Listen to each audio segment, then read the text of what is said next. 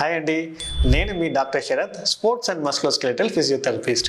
మనం ఈరోజు disc problem కోసం ఎంఆర్ఐ తీయాలా వద్దా అని ఫ్యాక్ట్ వైస్ చూడకపోతున్నాము.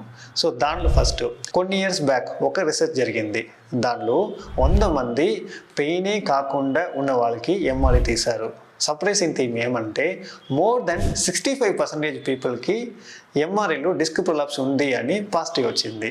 సో దీని నుంచి కన్క్లూషన్ ఏమంటే ఒక పర్సన్కి పెయిన్ ఉంది అంటే అది డిస్క్ నుంచే రావాలని అవసరం కాదు. మీకు వేరు ప్రాబ్లం నుంచి కూడా రావచ్చు. అది జాయింట్ ఉండొచ్చు, మసిల్ ఉండొచ్చు, వేరే ఏమైనా ఉండొచ్చు, కానీ అది డిస్క్ నుంచే మీరు అనుకోకూడదు. ఇలా ఎంఆర్ఐ తీయడం వల్ల ఏమవుతుంది అంటే అది ఒక ఫియర్ని క్రియేట్ చేస్తుంది పేషెంట్కి.